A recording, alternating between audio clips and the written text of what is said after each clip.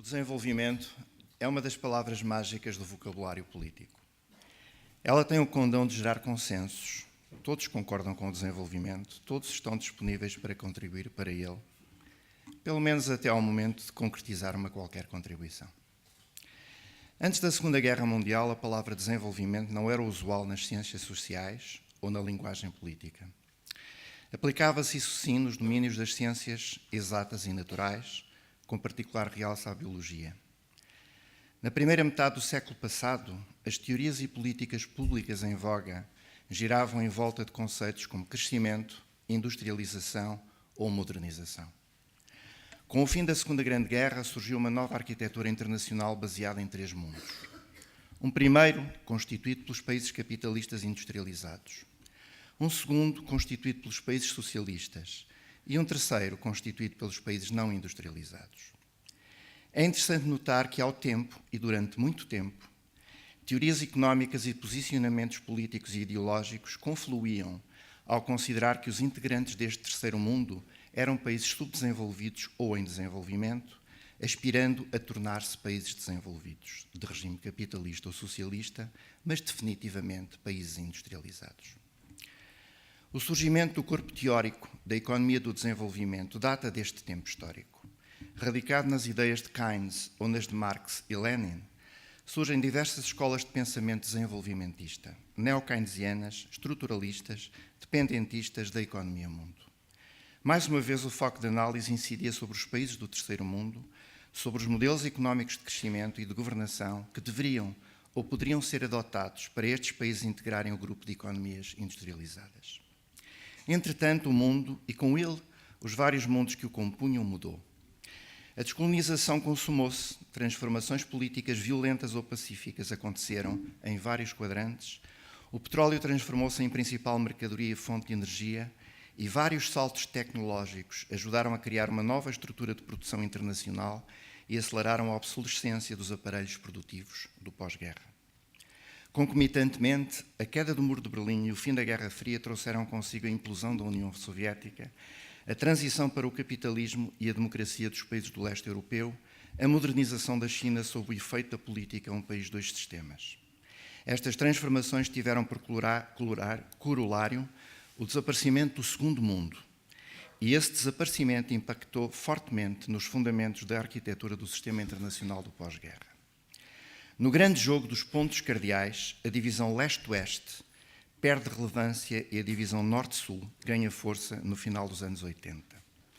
Esta foi, aliás, a década do renascimento do Fundo Monetário Internacional, como fator e garante dos programas de ajustamento estrutural impostos a uma série de países endividados do terceiro mundo e não só, com particular incidência na América Latina e na África subsaariana.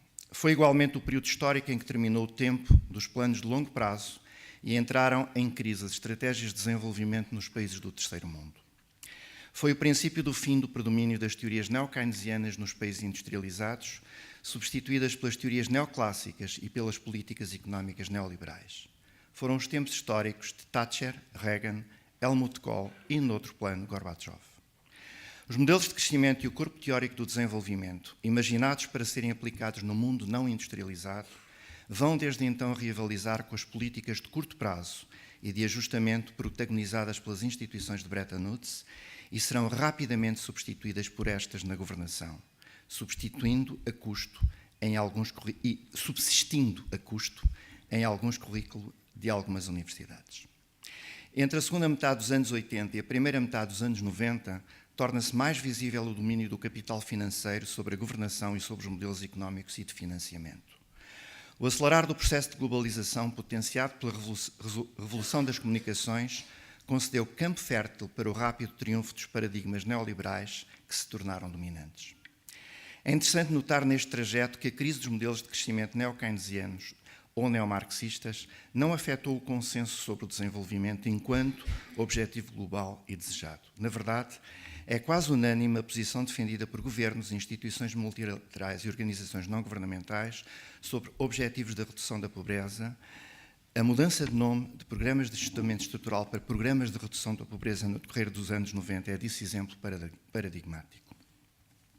O enfoque passou assim do apoio anteriormente concedido ou canalizado aos Estados para apoio a comunidades, programas e projetos concretos. Sociedade civil e organizações locais tornaram-se objetos de apoios específicos, com o Estado a ser muitas vezes desconsiderado ou marginalizado. É neste tempo que a valores civilizacionais, entretanto elevados à categoria de valores universais, direitos humanos, democracia, Estado de Direito, respeito pelas minorias, se juntam conceitos operacionais a que outros chamam novas condicionalidades, como transparência, prestação de contas, luta contra a corrupção, enfim, entre aspas, boa governação. Durante os anos 90 e o início da década passada, este moralismo universalista, imposto como condição sine qua non da ajuda governamental dos países industrializados aos países do terceiro mundo, e imposto em nome do conceito aglutinador do desenvolvimento, pretensamente inócuo e a-ideológico. Chegados a este ponto, será interessante recuar ao final do século XIX e início do século XX. Nesses tempos, o conceito unanimista era o conceito de civilização. Colonizar para civilizar, ou seja, colonizar como imperativo ético, elevado à política estatal, fundado na base do dever de levar aos povos atrasados das regiões atrasadas, mas com muitos e apetecíveis recursos, os benefícios da civilização e da cultura ocidental. Nessa época histórica, há que dizê-lo, entre os mais entusiastas adeptos da colonização, encontravam-se também grupos e personalidades da esquerda e da social-democracia europeia. E não somente os representantes do capital industrial ou financeiro. Moral e interesse conjugavam-se então. Então e agora, aliás. Retomando a narrativa, nos anos 90, as condicionalidades da ajuda generalizaram-se e, em paralelo com restrições orçamentais nos países doadores, levaram a que as fontes de financiamento para obras de infraestrutura ou destinadas ao crescimento do parque produtivo industrial tivessem secado. No caso particular da África subsaariana, a esta política poderíamos batizar de, sei lá, errada. Haveria que somar o facto de os investimentos diretos terem deixado de fluir logo após a descolonização, com a compreensível exceção de zonas de enclave situadas à volta de minas ou jazidas de petróleo e gás. Até que surge o fenómeno de China. Muito se tem escrito e continuará a escrever sobre o modelo de crescimento chinês desde finais dos anos 70 e sobre a expansão internacional após a entrada da China para a Organização Mundial de Comércio em 2002. O que é um facto, e um facto relevante para o objeto desta comunicação, é que o fator China levou a uma inversão radical das políticas de ajuda e, mais que isso, acelerou a reorganização do próprio sistema internacional. Desde logo, como efeito da procura chinesa por recursos, do financiamento que disponibilizou para investimentos em obras públicas e da enorme capacidade da sua indústria de construção, os países do terceiro mundo deixaram de ficar cativos do financiamento proveniente dos doadores tradicionais e das instituições multilaterais por eles controladas. Ou seja, deixaram de estar submetidos à moralidade desenvolvimentista vigente. Para dar um exemplo, o último relatório do CAD da OCDE clarifica o problema, porventura não da forma como eu estou a fazer aqui, quando coloca em cima da mesa a prioridade de discutir um entendimento entre doadores tradicionais e novos doadores sobre o que é cooperação e o que deve ser contabilizado como sendo ajuda. Se juntarmos ao efeito China o crescimento e a expansão em termos de comércio, financiamento e investimento de outros países até então receptores da ajuda, o terceiro mundo voltou a crescer e a ritmos elevados a partir de 2002. Não obstante a persistência da pobreza, não obstante os problemas colocados à sustentabilidade desse mesmo crescimento. E ao longo deste processo, a natureza do desenvolvimento foi passando de questão focada nos países em desenvolvimento para questão global, com os problemas da pobreza, da riqueza e da redistribuição a tornarem-se comuns às várias geografias, processo este que foi evoluindo e aprofundando à medida que entramos no presente século. É interessante confrontar diferenças entre os Objetivos de Desenvolvimento do Milénio aprovados em 2000 e o que se pronuncia como objetivos a adotar na Agenda do Desenvolvimento pós-2015. Em 2000, como resultado da anterior década da expansão do paradigma da ajuda focado no ajustamento estrutural e na luta pela redução da pobreza, os Objetivos de Desenvolvimento do Milénio definiam no topo da preocupação das nações a erradicação da pobreza absoluta e da fome e, em penúltimo lugar, o desenvolvimento sustentável. 15 anos passados, tudo aponta para que a nova agenda a adotar gira à volta destes dois, o da erradicação da pobreza mais o do desenvolvimento sustentável. E é natural que assim seja, dadas as consequências cumulativas sobre o planeta provocadas pela junção dos níveis de consumo e poluição dos países industrializados, com os efeitos do mesmo género resultantes da crescente industrialização, da integração de centenas de milhões de pessoas nos circuitos de consumo mundial e das taxas de crescimento elevada dos países do terceiro mundo. Até agora, redução da pobreza e desenvolvimento sustentável eram objeto de duas agendas concomitantes, mas paralelas. A da redução da pobreza, que culminou, como explicado, nos Objetivos de Desenvolvimento do Milénio. A da sustentabilidade, que tem os seus fundamentos num conjunto de estudos que levou à Cimeira das Nações Unidas e ao relatório do Clube de Roma em 1972, ao relatório Brundtland de 1987 e a diversas negociações e cimeiras, com realce para as conferências do Rio e Rio+20, as Cimeiras da Terra, iniciadas em 92. Na realidade, a sustentabilidade do desenvolvimento é uma discussão cuja unanimidade é muito mais difícil de atingir por implicar com modelos económicos e tecnológicos, com opções políticas complexas e com interesses muitos, diversificados e conflituais. A sustentabilidade implica a discussão e a negociação de dossiês sobre a utilização da energia, o acesso e a posse da água, a desertificação, as florestas, a perda da biodiversidade, a emissão de gases poluentes e com efeito de estufa e todo um conjunto de outros aspectos ligados ao dossiê das mudanças climáticas. Implica ainda os diversos fatores ligados ao crescimento populacional e à urbanização. Implica, por fim, e no fim de contas, em última instância, com os modelos de consumo e as políticas públicas. Em suma, com o poder. E discutir o poder é muito mais complexo do que concordar sobre a erradicação da pobreza. Como deverão ter reparado, o logo das conferências tem a forma de bumerangue. Menos por intenção, mais por acaso. Mas, para efeitos do argumento, serve para ilustrar as dinâmicas de integração e de integração que transformam o desenvolvimento numa questão, num problema, num fenómeno global, não mais redutível aos países do terceiro mundo.